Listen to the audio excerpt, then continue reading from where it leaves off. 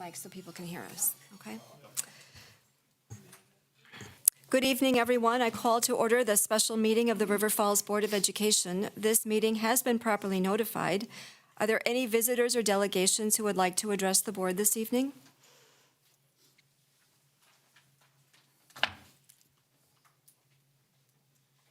My son's too. Pam Sauter, community member. I wanted to thank you guys for the information that you're putting out there, and also for the information that is being requested by community members, and we're asking different things. One of the things I would like to ask you is some of the documents that you're sending, maybe out to individuals. It would be nice to see maybe some sort of folder or something. Because I went to a coffee and there was a guy, and I thought he asked a really great question about the class sizes. And I've heard that, from other people, what are the class sizes? And so you guys gave us that information. You're like, okay, this is the class size. And it makes a lot of sense. So I think what it boils down to is if people, when they vote, if they feel like the school board and the school district are using the money in the most wise way. And I'll be honest with you, I'm not like a super emotional person or whatever, but, this is a school district that, talks about equity all of the time.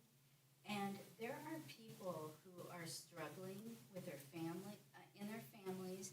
They're struggling with mental health issues. There's older people on fixed incomes. And I'm thinking, isn't there some sort of a way that the school board can maybe use the funds to actually, in creative ways, to not kick up an operational referendum for people? Because we're putting it on the backs of the kids who, we hear all the time that they're having mental health problems. There are people out there who have not bounced back yet from COVID and with work and different things. And I'm thinking, if you are laying that kind of a burden on them, that's not real, or people who don't make that much money, or people who are on fixed incomes. So I'm going to ask you, I know that you're voting on it tonight. I know probably what you're going to vote, but I'm going to ask you, as people, what we need to do is think about being just and being merciful and being humble. And if it was your family member, your child, people that that are really struggling with this, struggling to pay their taxes, isn't there a way that the school district can use the money they already have to be creative about it? Because I know, you guys know, like, we're here a lot. And there's a lot of grants that the school district utilizes. And so that's extra money. There are people that make donations. And I know I went to, the coffee I went to, somebody asked, can the school district still get donations? Can they still get grants if we go to an operational referendum? And the answer was yes.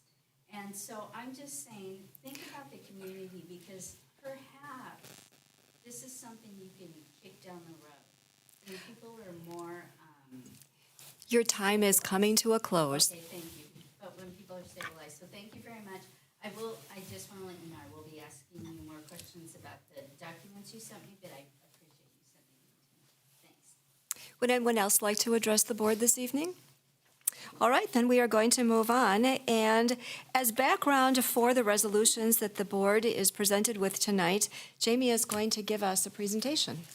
Yeah, it would seem appropriate.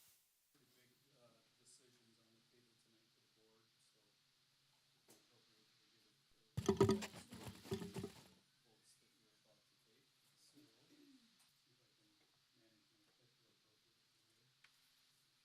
start off with some good news that the Wisconsin Department of Education, which is called the Department of Public Instruction, or DPI, issues an annual report card largely focused on our academic performance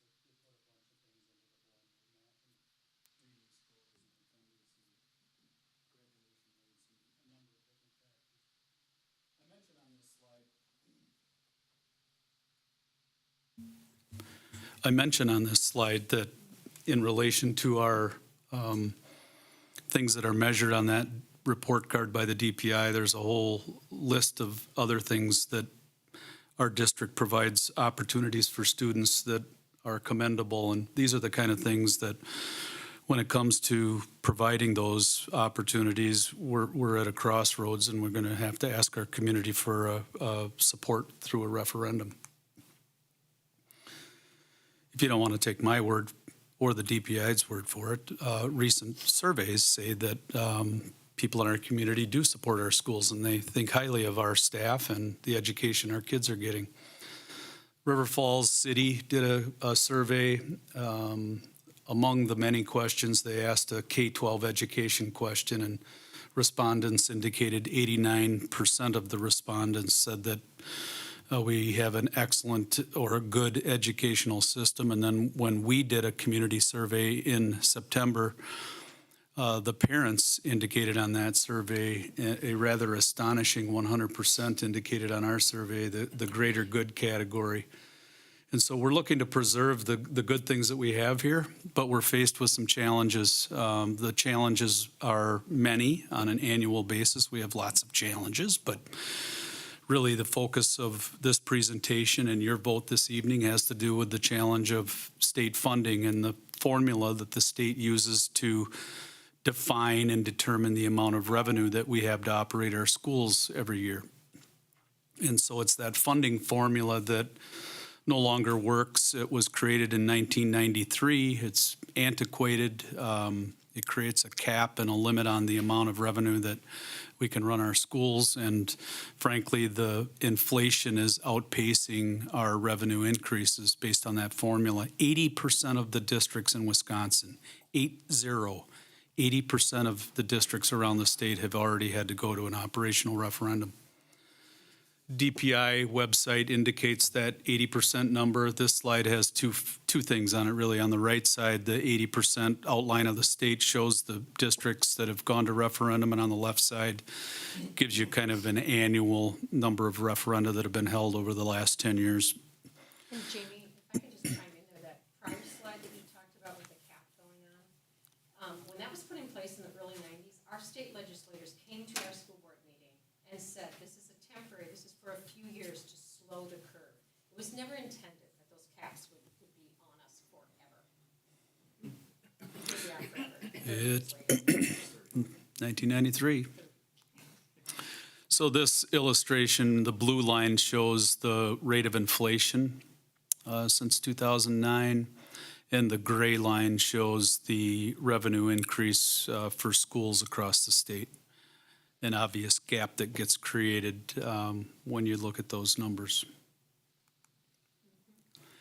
Another way to look at this is that last year our district was ranked 418th out of 421 districts in the state regarding our revenue per pupil. Now this year we're tied for the lowest because the state created a new $11,000 floor. I'll talk a little more about that in a second. Here's a way of looking at this with our neighbors to the north and the Madison district as well. That's revenue per pupil. And so sticking with my pie illustration, basically the revenue is, depending on how big your pie is going to be, it depends on your zip code. Due to this formula, again, that no longer works. And so if you take the 11,000 per pupil that we received this year compared to Hudson, you take, let's see, they have $1,348 more per pupil than we do. We'd multiply that extra 1,348 times 3,400 kids, we'd have $4 million more. We wouldn't be here talking about a need for referendum. Here's a look at some other neighboring districts with regard to the amount of money they have per pupil compared to River Falls due to the failed funding formula created in 1993. So the crossroads we're at involves these two questions. One is operational, the other being a bond, and that bond word means capital or facility improvements. I'll explain more about that. The operational is just our day-to-day operations. Authorization with the first question would involve our ability to exceed the state-imposed revenue cap formula for our day-to-day operations. Question two, a bond or a capital facility referendum question. It allows a district to issue a bond, which basically loans us money similar to people that have a home mortgage for facility improvements. By law, they have to be two separate questions. They cannot be combined into one.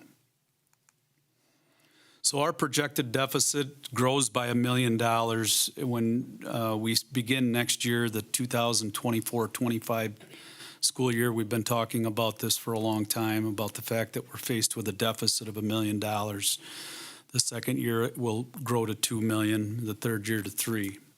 So where we're at with this first operational question then, the revenue that would be created as we ask the community to support $1 million referendum for that first year would increase taxes by $5 per $100,000 value of your home. And we do it that way, as most people do, to explain it in terms of a $100,000 value of the home for people to do their own math based on the home and the property that they live in or own. Year two, when the $1 million ask goes to $2 million, it turns into $11. So it's the first $5 from the first year and then an additional $6 for a total of $11. Third year, we take that previous 11 and add $8 more to it for a total of $19, and thereafter it stays frozen or locked at $19 with a $3 million recurring referendum. The bond or the facility referendum, a couple of notables here. We have several of our buildings are 50 years or older, and it creates some ongoing maintenance improvement needs, just as we all see in our own homes. When a furnace goes out after you've lived in your home for 20 years, 15, 20 years, you need to replace that furnace or that roof or that air conditioner. And really, we have insufficient annual operating dollars to be able to meet all those facility needs.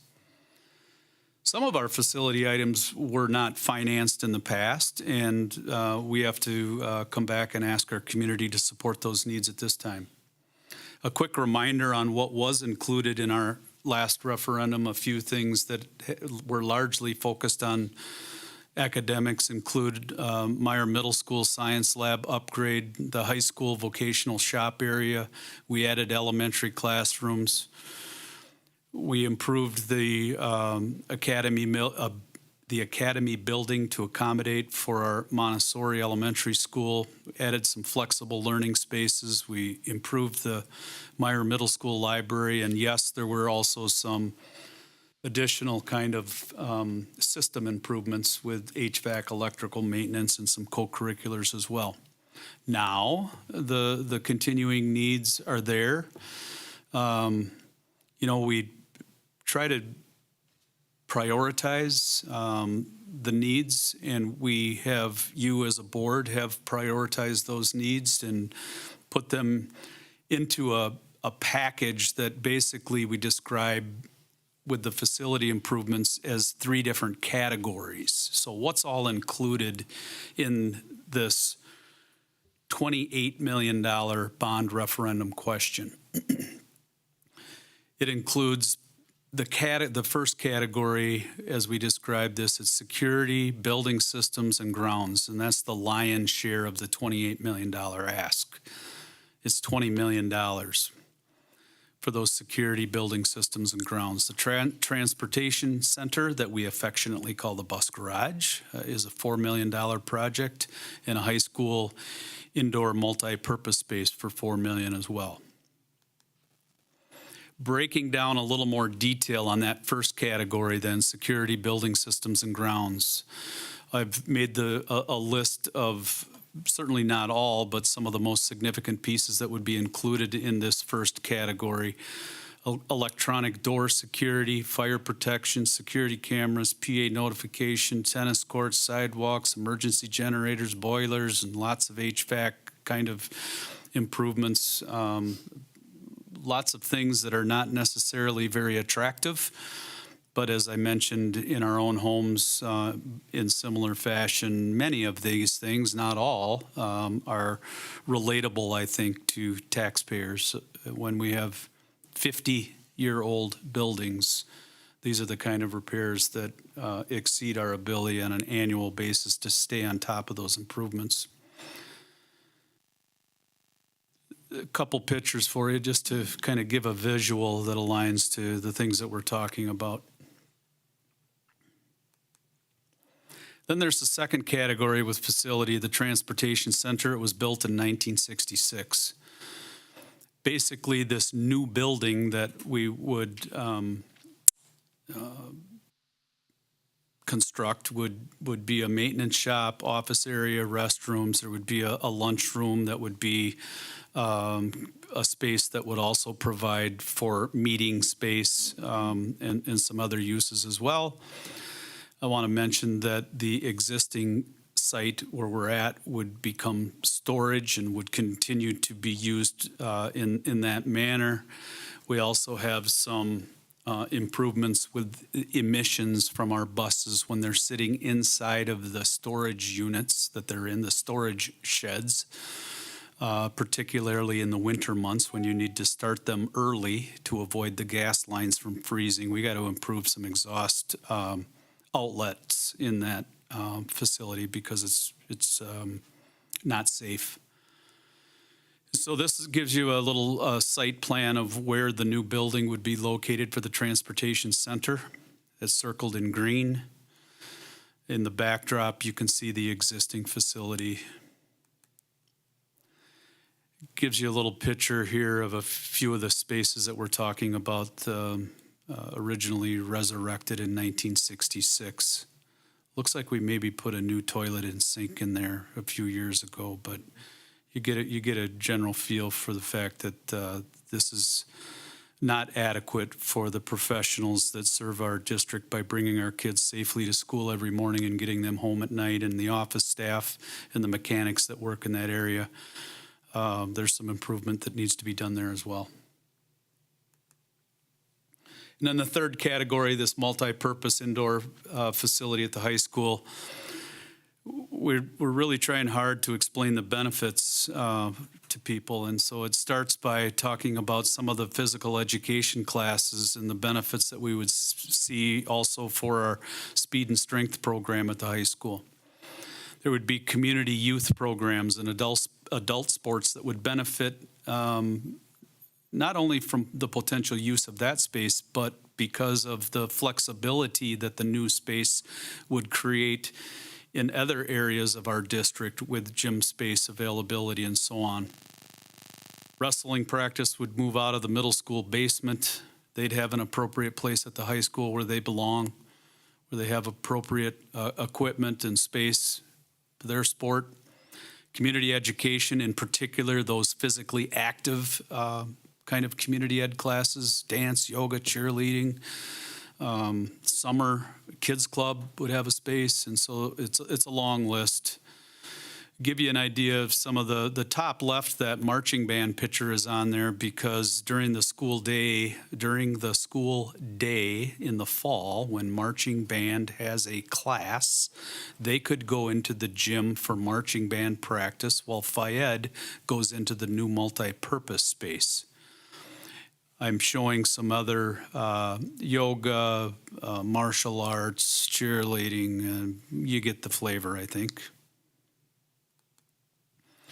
And this is the location or the site plan where that new addition would be added to the high school.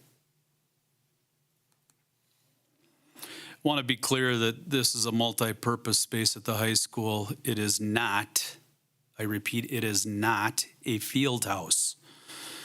It's we think, a practical and reasonable amount of space, not a comprehensive indoor stadium by any means. It's a practical and reasonable approach to address some of those things that I mentioned earlier. So the bond estimated property tax impact on that 28 million is $58.50 per $100,000 value of your property. That's year over year. It stays at that amount. For how many years? For the duration of the bond, and there's a little bit of flexibility that we have with determining our bond payment schedule. Part of what we'll do in determining that has to do with the ability to be able to create an additional step down sooner than later as our district continues to grow into the future. But it's not forever. This one has a finite number of years. As a finite number of years to it, that's right. Okay.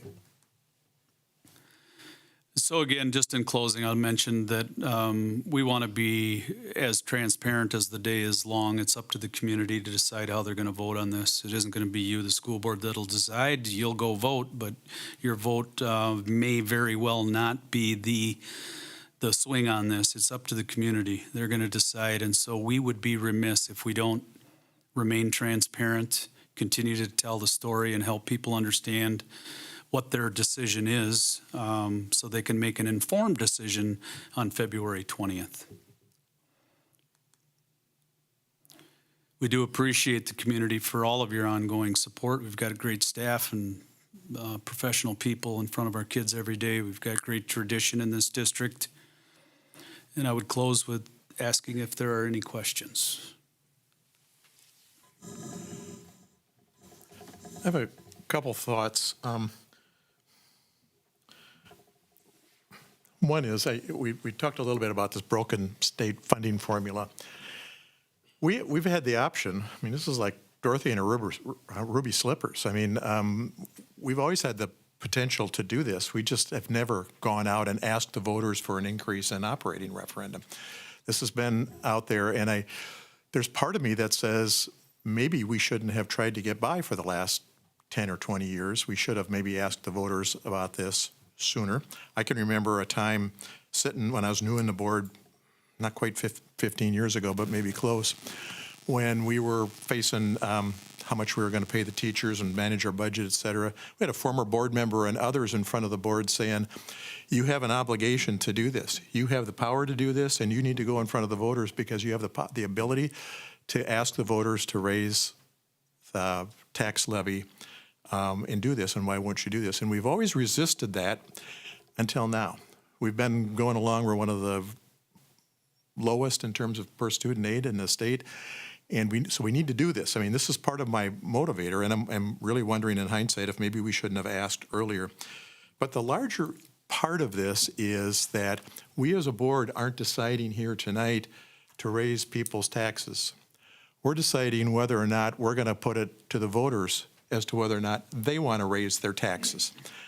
And my covenant with the voters who have elected me multiple times to the school board is that there's a certain point at which we owe it to you to let you decide. So we asked them in a survey, okay?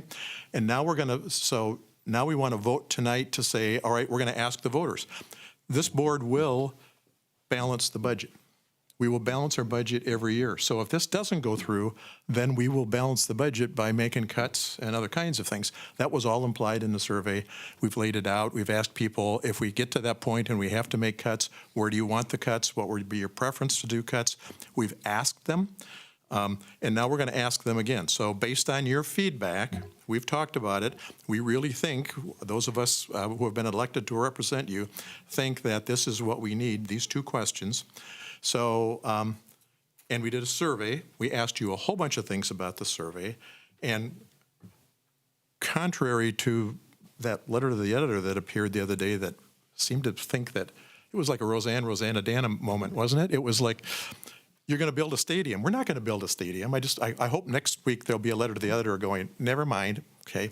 Of course we aren't going to build a stadium, and that wasn't implied in in the survey and all of our conversations since are the voters were fairly clear that there's not enough support in this community.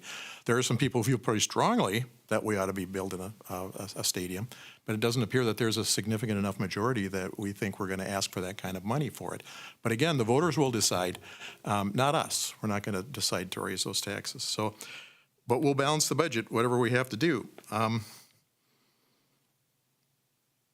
I think that the other is that this district has really managed its money well. You look at the way we've handled our previous bonds. Jimmy, you alluded to this just a little bit ago. We've paid ahead. We've negotiated those bonds down. We've put them into steps so that we constantly aren't having our tax revenue go like this. And we balance our budget and we haven't overspent it, and we keep a healthy fund balance for emergencies. We're doing our job. And part of our job is to ask the taxpayers when there's a need, are you willing to go this extra distance or not? And I think ethically, professionally, responsibly, it's our obligation to ask the voters, will you support this or not? So that's behind my support for this. We've got to ask the voters, and it's what we were elected to do. There are other questions or comments? Allison? Well, I would add to that, I think this is on. Is it on? Is it on? Can you tell? I think so. Okay. I would just add to that, I support this, but I don't think there's a really good way to explain this to the general public. But the 80% of school districts that have gone to referendum for operating revenue, to increase their operating revenue, communities need to understand that then that revenue, where that money comes from, is local real estate taxes going forward. It doesn't come from state taxes, state income taxes, or whatever. So it's not shared across the state. And that's why these caps were not ever intended to be on for so long. So over time, over a period of time, then what that does is shift a greater balance of paying for schools onto local real estate. Would that be true, Jamie?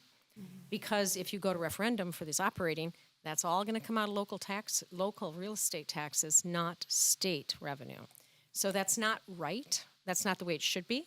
But there's been such a push to hold down the taxes, and the people we've elected in Madison to say it's not our problem, it's the local problem, to push it back kind of to the local.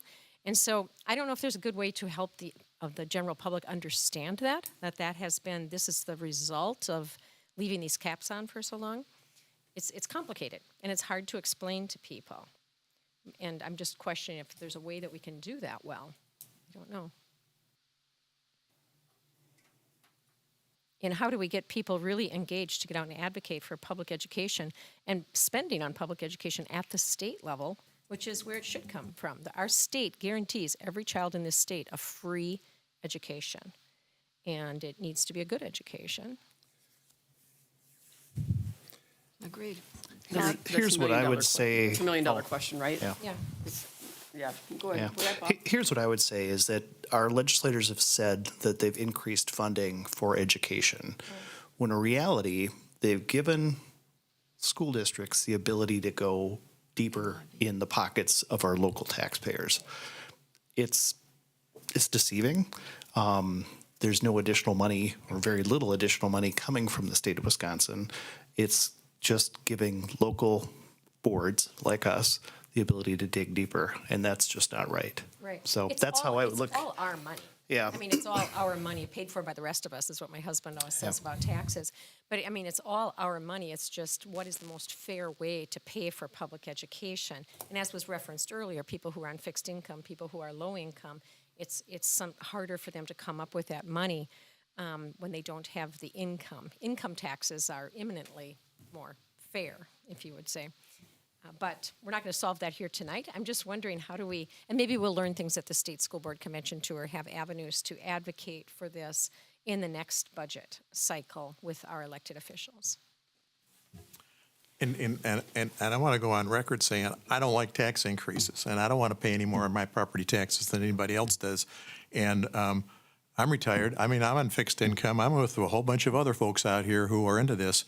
But every generation before us has done this, especially us baby boomers, and I'm going to probably say that a lot in the months ahead. There's no generation that exists in this country today who have benefited more from the generosity of property taxpayers than baby boomers who, especially in the 50s and in the 60s, the massive expansions of schools, increase in property taxes, and the voters, the generations before us supported that. We were big supporters, and it's our turn. And generally, they've been supportive of education, but this is one of those times where, to me, it's because we got to pay it forward. They did it for me. I want to do it for the next generation. So this is not a lot of money. I think the other thing, when we were having our conversations a few months ago, this caps out this operating revenue at $3 million. That if we keep going, we literally could go $4 million, $5 million, $6 million. I mean, the ask could be that big, because if we hit $3 million and something doesn't change at the state, we're again facing budget cuts again. But we didn't go there. Yeah. I mean, we decided $3 million was as much as we're willing to even ask the community to vote for. But part of the rationale for that is to say we have an opportunity between now and the end of 3 years from then, 4 years from now, to advocate for and see changes in Madison on school funding. And so we didn't want to overreach, of course. Jamie or Lynette, I have a quick question. Our staff is a really significant part of our operational budget. Do you have a general idea what % of our budget that is? Yeah, similar.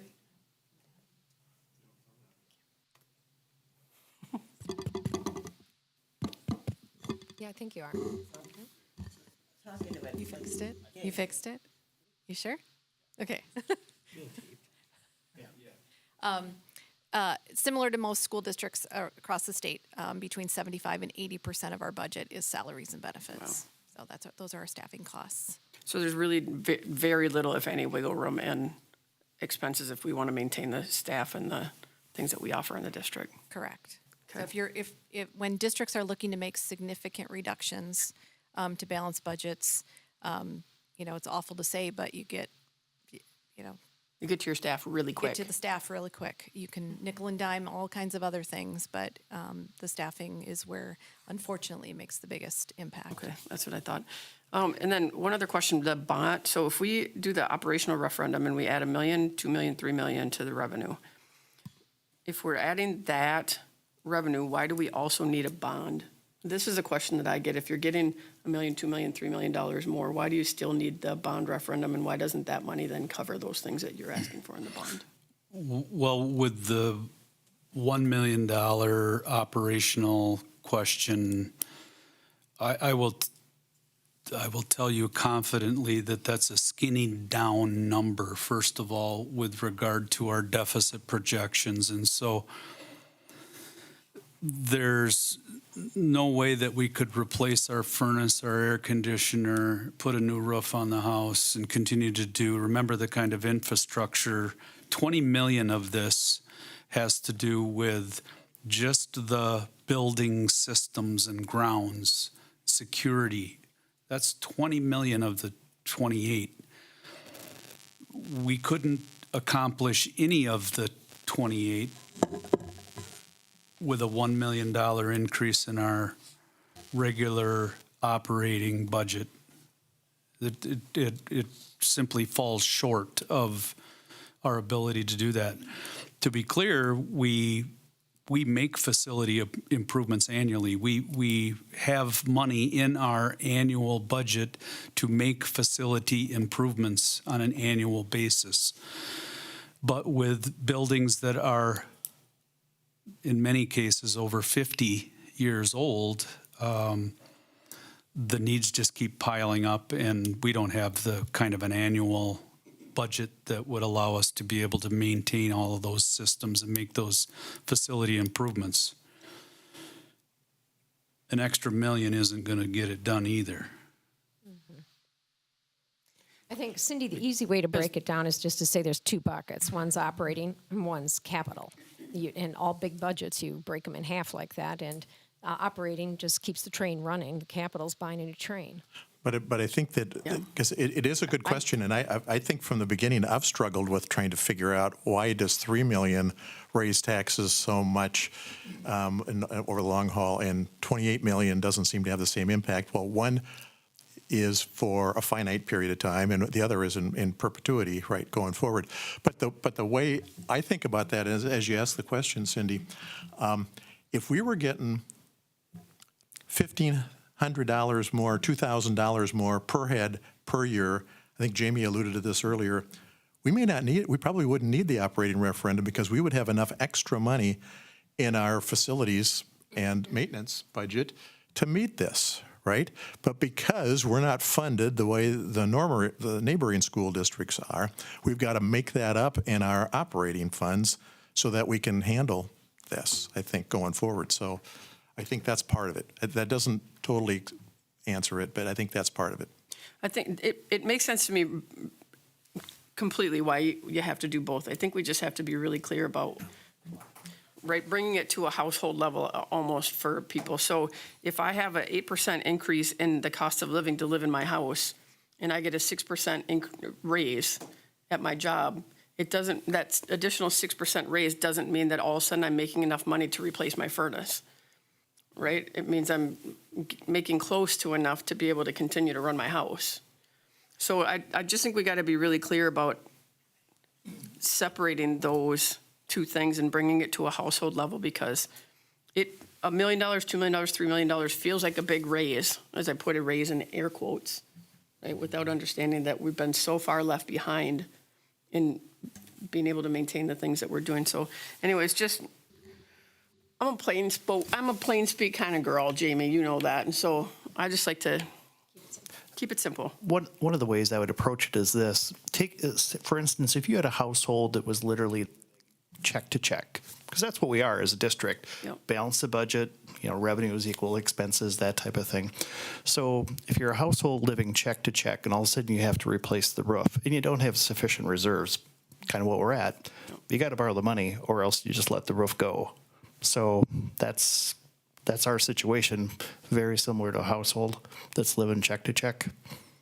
And I think it's worth mentioning that schools are not, the funding formula does not take into consideration what districts will need to maintain their buildings as well. It is strictly for operating costs. So it's built on a system that says, these are your funds for operating, and oh, by the way, when you have facility needs, that's a referendum. So, and that's different than other states. Iowa has it built in where they're getting money just for facility needs aside from their operating expenses. So it's really about how our system is built and how schools are funded.